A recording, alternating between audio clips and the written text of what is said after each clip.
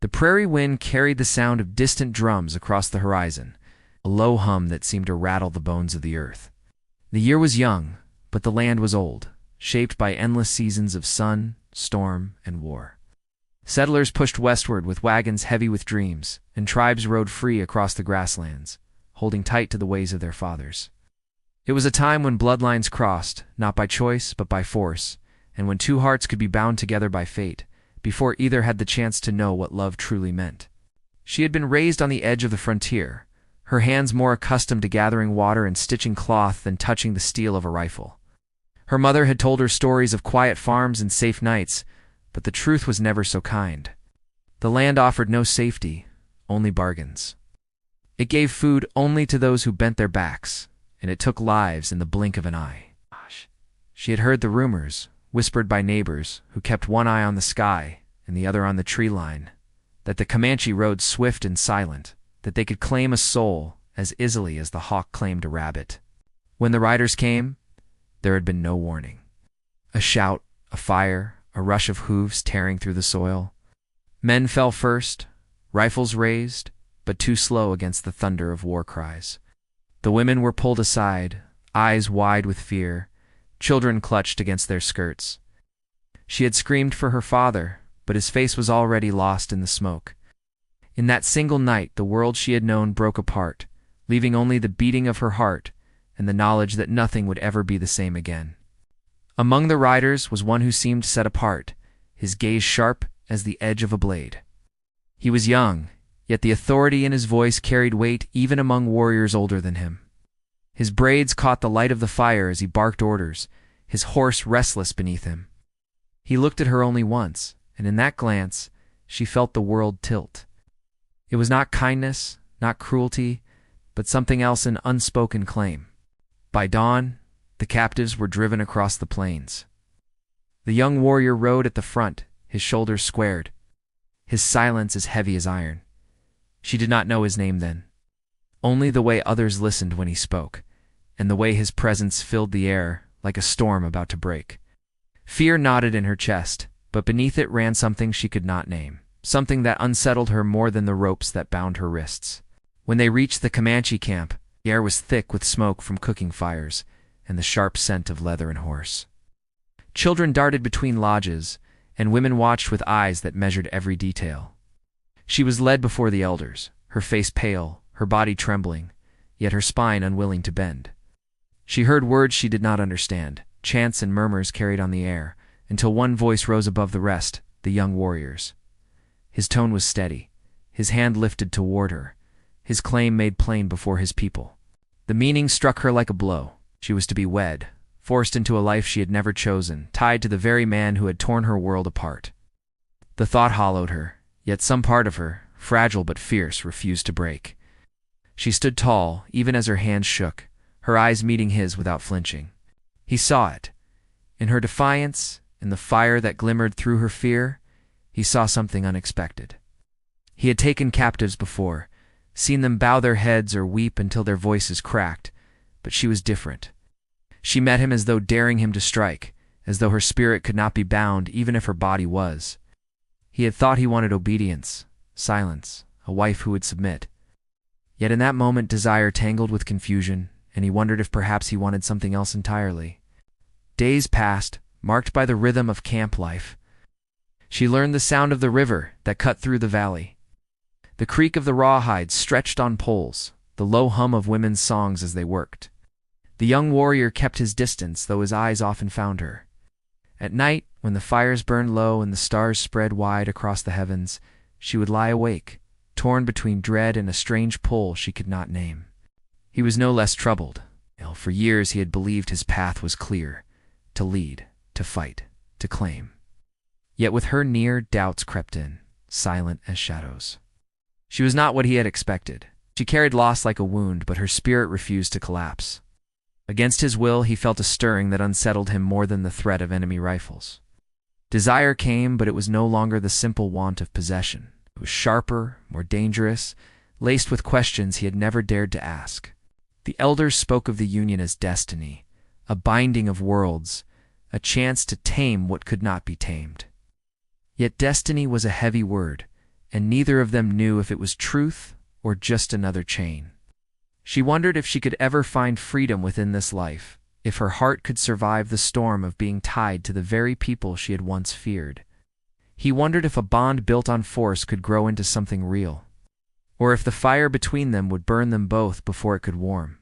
The nights grew colder, the days stretched longer, and the distance between them grew thin. A glance lingered too long, a word carried more weight than intended, a silence filled with meaning neither dared to speak aloud. Something was shifting, slow but unstoppable, like the changing of the seasons.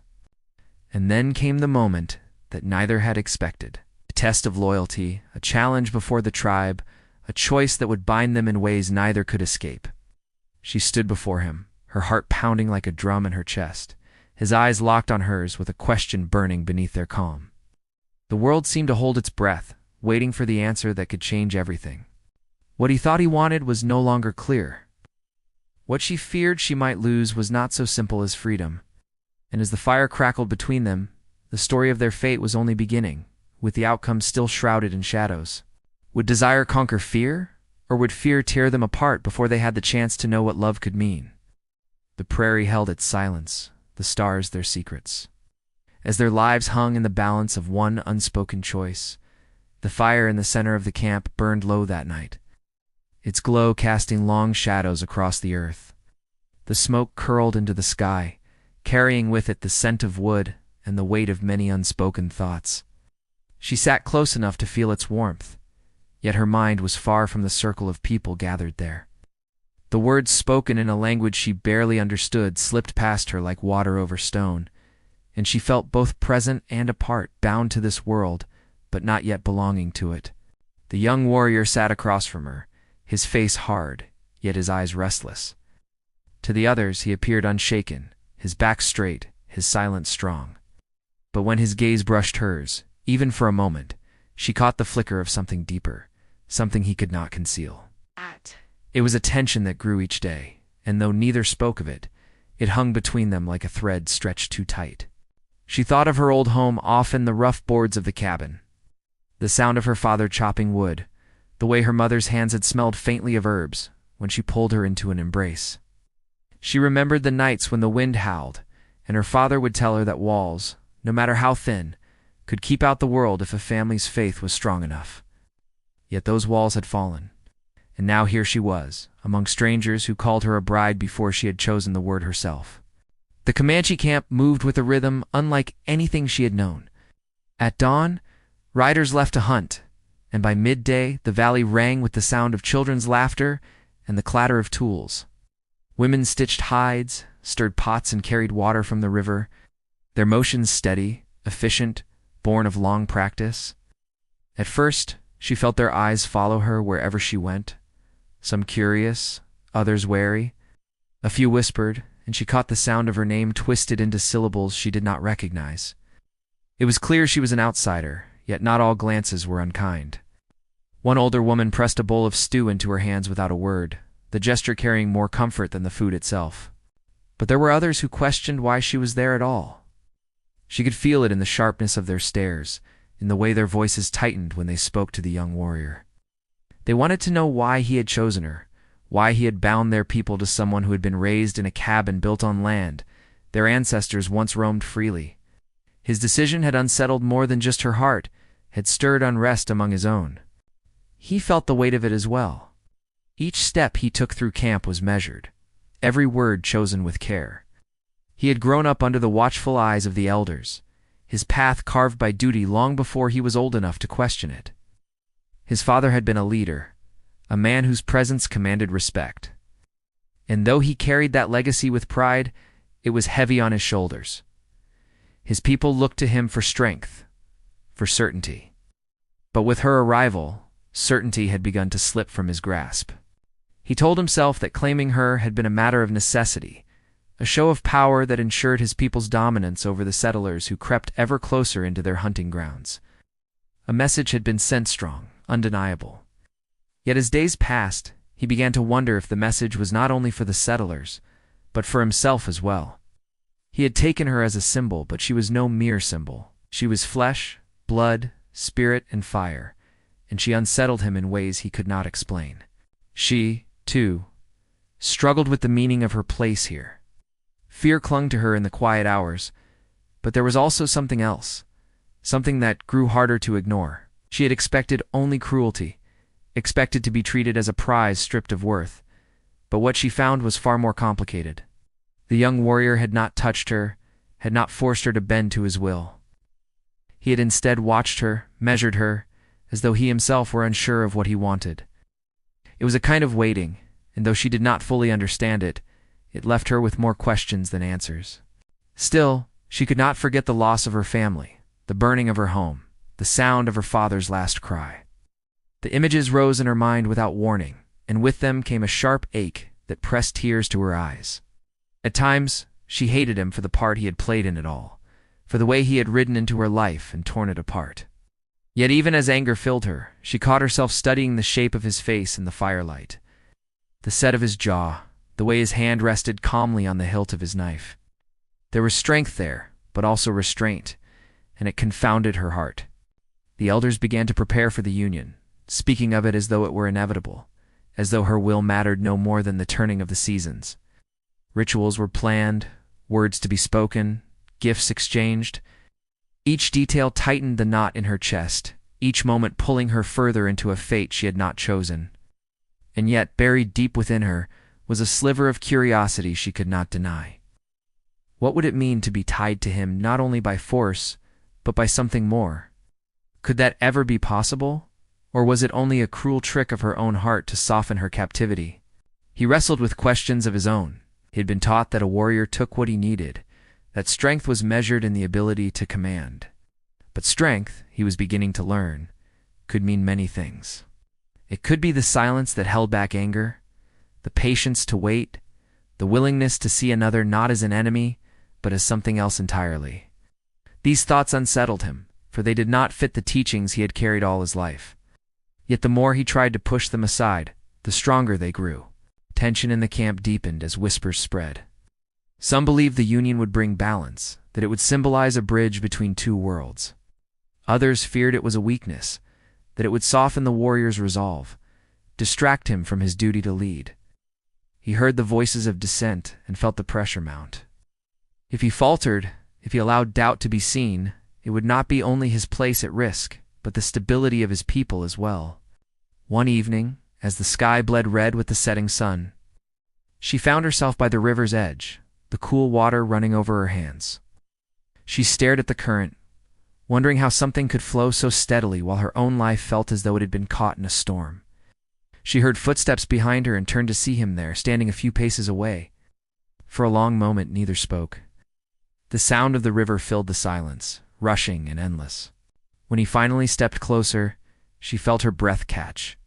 He did not reach for her, did not command her. He simply stood near, his presence heavy but not oppressive. His eyes searched hers, and in them she saw not the warrior who had ridden into her home, but a man wrestling with shadows of his own. Her heart pounded, torn between fear and a strange, unwanted pull. He opened his mouth as if to speak, then stopped. The words caught in his throat. She waited, her hands trembling, but the silence stretched too long. At last he turned and walked away, leaving her with 1,000 questions and no answers. That night she lay awake, staring at the flicker of firelight against the lodge walls. She thought of his eyes, of the hesitation that had held his voice back.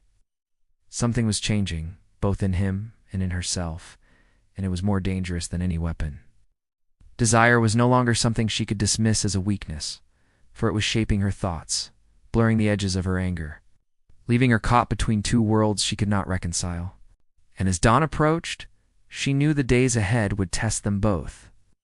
The union loomed nearer, yet the meaning of it remained uncertain. What bound them together was more than force, more than tradition. It was a mystery neither fully understood, a fire neither dared to name. It threatened to consume them both before it revealed its truth. The prairie, vast and endless, seemed to hold its secrets close, as if watching to see what choice they would make. And beneath the open sky, their fates tangled tighter. The outcome still hidden in the shadows of what was yet to come. The sun rose hard and bright, burning the mist, From the valley, and casting sharp light over the Comanche camp, smoke from morning fires curled into the air, and the smell of roasting meat mingled with the dry scent of grass. She woke to the sound of children laughing and warriors tightening saddles, yet her heart carried no ease. Each day brought her closer to the union the elders had spoken of, and with it came the steady drum of fear that would not quiet. The young warrior was already gone, riding with others to scout the edges of their hunting grounds. His absence left her with a strange emptiness, though she hated herself for feeling it. She should have wished him gone, wished him lost to the wilds. But instead, she found herself wondering when he would return. Every night, his presence hovered like a shadow in her thoughts, and every morning she fought against the part of herself that waited for his gaze. Around her, life in the camp moved on with rhythm. Women cut strips of meat and hung them to dry, their hands quick and practiced. Old men sat in the shade, their voices low as they spoke of the past. Young boys followed older riders, mimicking every movement, their eyes bright with hunger to grow into warriors. To them, she was something curious, something foreign, and they sometimes trailed her at a distance, whispering and laughing. Yet when she turned to face them, they scattered like birds. Still, she could feel the weight of discontent growing. Not everyone wanted her there. Few women stared at her openly, their eyes sharp with mistrust. Some saw her as a weakness, a distraction, and others perhaps as a threat. One afternoon, as she carried water from the river, 2 women blocked her path. They said words she could not understand, but their meaning was clear in the way their arms crossed and their faces hardened. She stood frozen, clutching the wooden bucket against her chest, until the older woman who had once given her food stepped between them, speaking in a firm voice. The others turned away, but the message lingered. She did not belong, and not all would accept her presence. The warrior returned late that evening, his horse lathered with sweat.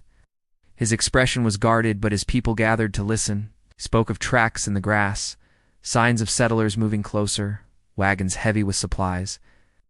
His words stirred unease, for the settlers were not just neighbors, they were intruders, pressing deeper into land that had belonged to the tribe for generations. His voice carried strength, yet when his eyes found her, he faltered for just an instant. She saw it, though no one else did, and it left her unsettled. That night she overheard the low voices of the elders as they gathered around the fire. They spoke of the need for unity, of strength in the face of change. Some argued the union between the warrior and the captive girl would symbolize power, a reminder to the settlers of the tribe's reach. Others disagreed, claiming it would divide them further, sowing discord within their own camp. The debate grew sharp, and though she could not understand every word, she felt the tension crackle in the air. Her fate was not only her own, it had become a matter of power and pride. The warrior himself was torn. To his people, he had to stand firm, unshaken, but within him, questions pulled in every direction. He had taken her to prove his strength, but what he felt now was not strength at all. It was confusion, desire, and something else he did not wish to name. He saw the way others looked at her, some with disdain, some with suspicion, and it forced him to wonder if his choice had been wise. Yet when he thought of her spirit, her refusal to bow, he felt a stirring that shook his certainty. She, too, was caught in conflict. Her heart carried grief for her lost family, and anger toward the man who had brought her here. Yet against that grief rose something she could not ignore. She had expected cruelty, but found restraint. She had expected to be silenced, yet he let her eyes speak louder than words. In her quiet moments, she wondered if perhaps he, too, was bound by chains unseen, shackled not by rope, but by the expectations of his people. Tension within the camp grew heavier in the days that followed. A group of younger warriors began to question their leader's judgment, their whispers spreading like fire through dry grass. They spoke of battles fought, victories earned, and claimed that taking a settler's daughter as a bride was not strength, but a crack in their shield. The young warrior heard their voices, but he met them with silence, his jaw tight, his thoughts hidden. Meanwhile, she found herself drawn into smaller parts of camp life, as the older woman who had defended her began to teach her small tasks, how to stretch hide, how to grind roots into paste. At first, she resisted, feeling as though learning these things meant surrender. But slowly, she realized they gave her not weakness, but understanding. Each stitch, each motion connected her to the rhythm of the camp, even if only faintly. Yet with each lesson came guilt, for it felt like a betrayal of the family she had lost. One evening, as the sun dipped low and painted the sky in shades of gold and red, she found herself alone at the river again. She knelt by the water, watching the ripples break against the stones, when footsteps approached. She turned and saw him. This time he did not keep his distance. He crouched beside her, his hand brushing the water, his eyes reflecting the fire of the sky. For a long moment neither spoke. At last his voice broke the silence, low and steady. Spoke in his tongue, words she could only partly understand, but she caught fragments: strength, choice, destiny. He looked at her as though searching for something in her eyes, and though she could not answer in words, she felt her heart speak all the same. He reached out, not to take her hand, but to rest his palm against the earth between them. A gesture of grounding, of shared place. She swallowed hard, her chest tight with emotion she could not untangle. Yet just as the moment seemed to soften, a shout rang from the camp. A rider had returned, breathless with news. The settlers had moved closer still, their wagons camped by the river's bend, their rifles gleaming in the sun. The camp erupted with tension, voices rising, weapons drawn. The elders called for counsel, the young men for war. The air throbbed with urgency, and in the center of it all stood the young warrior, torn between duty to his people and the storm inside him. She watched as he mounted his horse, the firelight flickering across his face. For the first time, she saw not only a leader, but a man caught in the pull of two worlds, each demanding his loyalty. And in her chest, fear mingled with something dangerously close to hope. The night stretched long, the council's voices echoing across the camp, but no resolution came. Some argued for attack, others for patience, and still others spoke of retreat.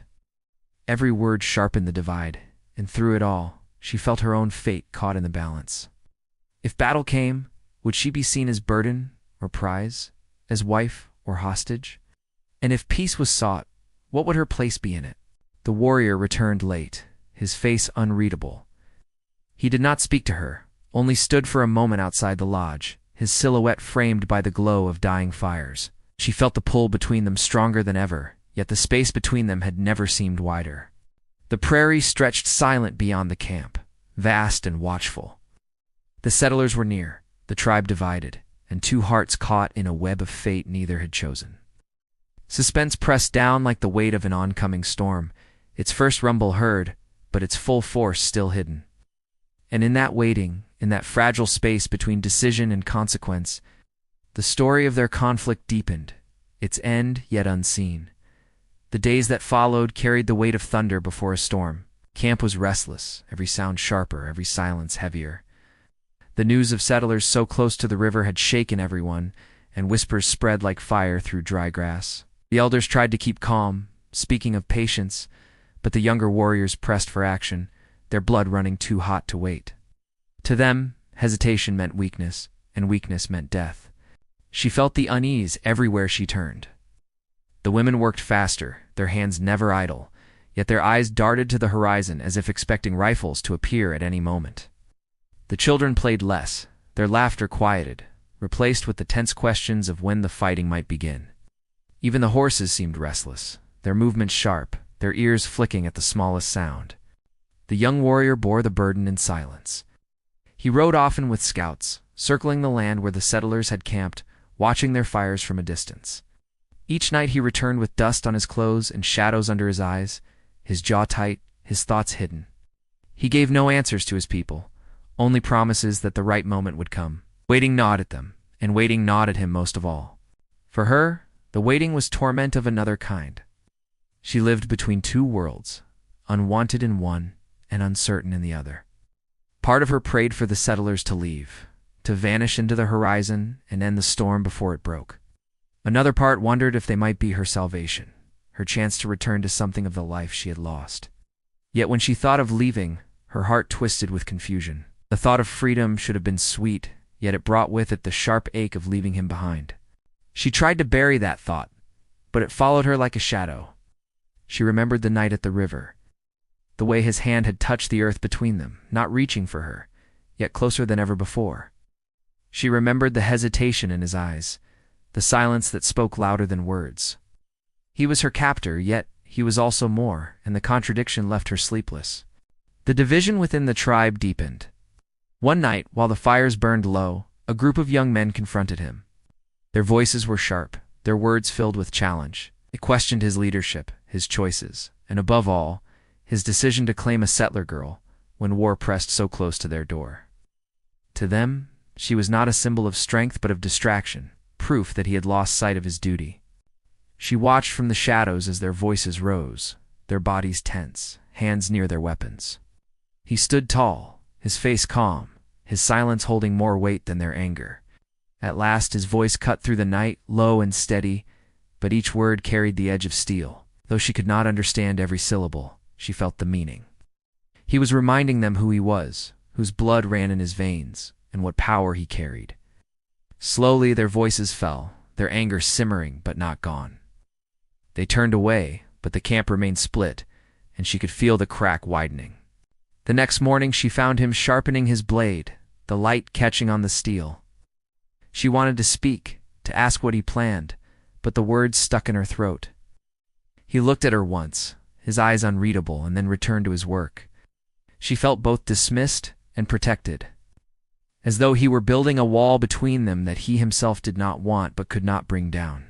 Rumors reached the camp that the settlers were building a stronger camp near the river, digging trenches, raising defenses. It was no longer a small group passing through. They were planting roots, and with them came danger. The elders feared rifles, feared soldiers that might follow, feared the loss of hunting lands their people had lived on for generations. The decision could not be delayed much longer. She lay awake at night, torn between hope and dread. If the settlers struck first, the tribe might fall, and she with it. If the tribe struck, blood would spill, and she would be tied forever to the side of the man who had led them into battle. Either way, the choice pressed closer, and she felt powerless against it. One evening, the sky turned the color of copper as the sun dipped low, and scouts returned with news. The settlers had sent riders out, men with rifles slung across their backs, searching the land. It was clear they expected conflict. The camp stirred into motion. Weapons were readied, horses saddled, fires burned lower. The tension became unbearable, a storm waiting to break. That night, he came to her lodge. She startled when the flap was pushed aside, but his presence filled the space before fear could take hold. He stood in the shadows, his face carved with weariness, his eyes darker than she had ever seen. He spoke softly, his words heavy with meaning, though she understood only fragments. Still, the tone told her enough. He was warning her. Something was coming.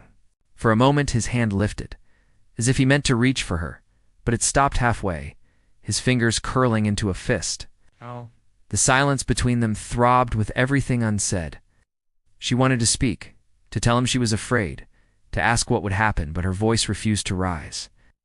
At last, he turned and left, leaving her with only the echo of his presence and the pounding of her heart. The next morning, warriors rode out before dawn, their horses silent shadows across the grass. He was among them, his back straight, his gaze fixed on the horizon. The camp held its breath, the women working with trembling hands, the children kept close. Hours stretched like days until riders returned, but he was not with them. Her chest tightened with dread as she waited, every sound of hooves making her heart leap, until finally, long after the sun had set, he returned. He carried no wounds, yet his silence was deeper than ever. The scouts had seen the settlers' camp, larger than expected, with rifles gleaming in the firelight. The decision could no longer wait. By the next moon, there would be battle. The announcement spread through the camp like wildfire. Some celebrated, eager for war, their voices rising with cries of courage. Others fell into uneasy silence, their fears too heavy to mask. She felt herself caught in the middle, torn by the pull of two fates. If the settlers won, she might be free. If the tribe won, she would remain bound to him. Yet neither path felt like salvation, for her heart was tangled in ways she could not unravel. That night, the fires burned higher, warriors painting their faces, women preparing food and supplies. The camp became a storm of motion, every step preparing for what lay ahead. she moved among them, unseen yet watched, her every breath heavy with the knowledge that her life hung in the balance of battles she could not control. As the moon rose high, she found herself by the river again, the water cold against her skin. The sound of it rushing past seemed to echo the pounding of her heart, imagining the settlers camped by their fires, perhaps telling stories to keep fear at bay. Did they know what was coming? Did they know how close death already stood at their doors? Behind her, footsteps stirred the grass. She turned and found him there, his face painted, his body ready for war. For a long moment, they only stared at one another, the weight of everything pressing down like the sky itself. He did not speak, and neither did she. 4 words felt too fragile to hold what filled the air between them. The night was quiet, but not calm. The camp was alive with preparation, the tribe divided, the settlers close, and 2 hearts caught in the storm's center. The air itself seemed to hold its breath, waiting for the first crack of thunder, for the first shot to be fired, for the choice that would shape not only their fates, but the fate of all around them.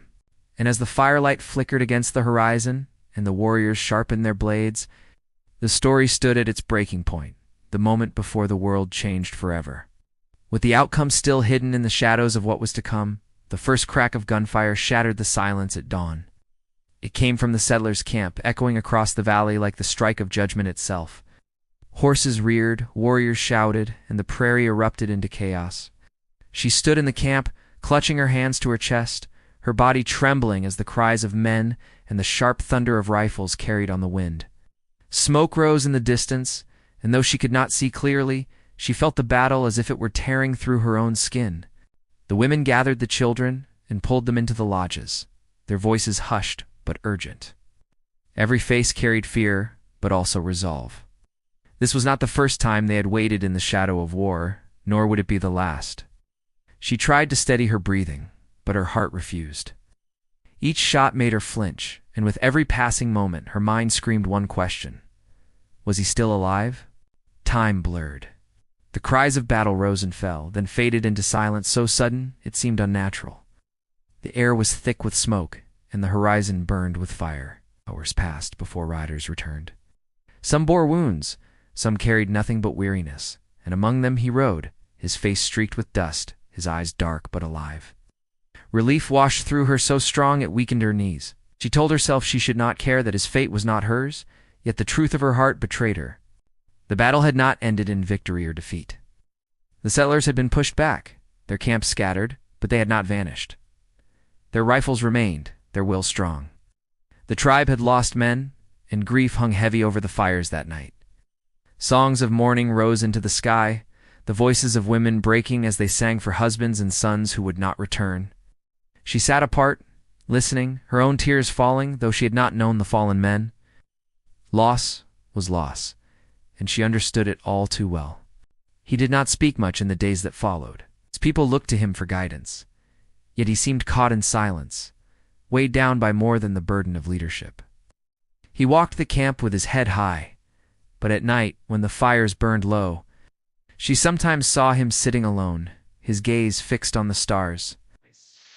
She longed to know what thoughts haunted him, but she did not dare to ask. It was the older woman who finally broke the silence. She sat beside her one evening, placing a hand on her shoulder. In halting words, mixing her tongue with fragments of English, she told her the truth that lingered unspoken in the camp. The elders feared the union would divide them further. Some saw her as a curse, others as a chance for peace. But all knew that the choice rested not only on the warrior, but on her as well. If she stayed, she must choose it willingly.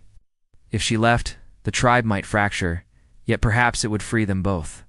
That night, she lay awake, staring into the fire's glow. Her heart was torn in ways words could not carry. To leave would mean freedom, perhaps safety, but it would also mean walking away from the strange bond that had grown between her and the man who had once been her enemy. To stay meant surrendering to a fate she had never chosen, yet it also meant stepping into something new, something not yet defined. The next day she found him by the river. He was kneeling at the water's edge, washing the dust from his hands, the current carrying it away. When he looked up at her, there was no anger in his eyes, only the weight of unspoken truth. She stepped closer, her voice quiet but steady. She told him she had lost everything, that her home, her family, her past had been taken, and that nothing could restore it. She told him she could not be what his people expected, nor what the settlers would see if she returned. But she also told him that in the midst of loss, she had found something unexpected him. For a long moment, he said nothing. Then he rose to his feet, standing before her with the river flowing between them.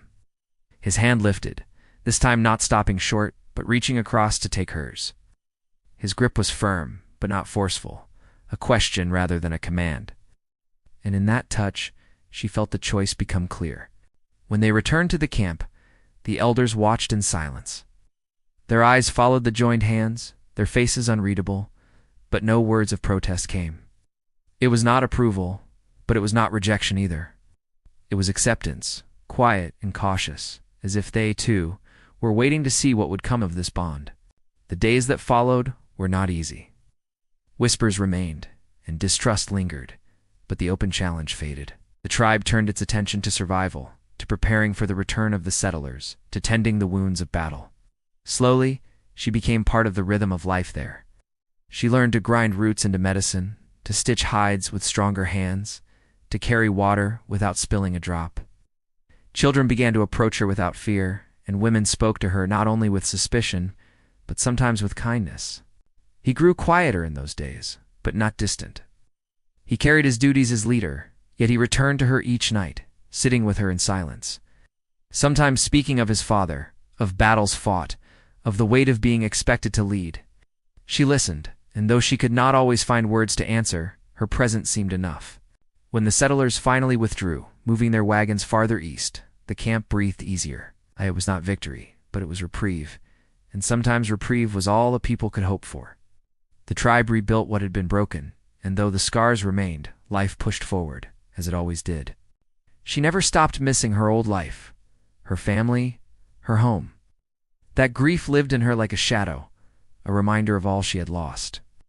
But in time she came to see that grief and love could live side by side, that her heart could hold both pain and something new.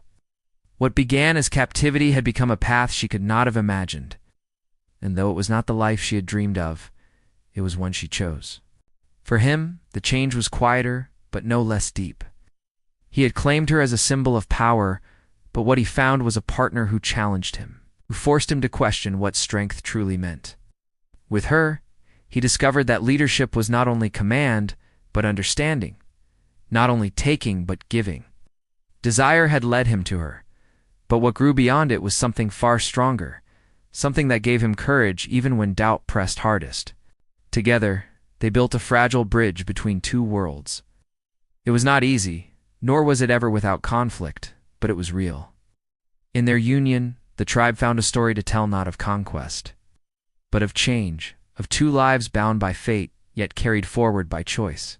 The prairie stretched wide around them, endless and untamed, carrying with it the memory of battles fought and the promise of days yet to come. She stood with him at the river's edge one evening, watching the water run steady and sure, and she felt a quiet peace settle over her. Her life had not followed the path she once believed it would, but perhaps it had found the place it was meant to be. The fire of loss still burned in her, but beside it now burned something brighter, something that gave her strength to face the horizon without fear. The story of a virgin forced to wed a young Comanche had begun with sorrow, with fear and resistance, but it did not end there. It ended with choice, with a bond forged not only by fate, but by the courage to embrace what the heart discovered along the way. And as the wind swept across the grasslands, carrying the songs of the people into the night, she knew that while the world would never be free of hardship, it would always hold space for love to grow, even in the unlikeliest of places.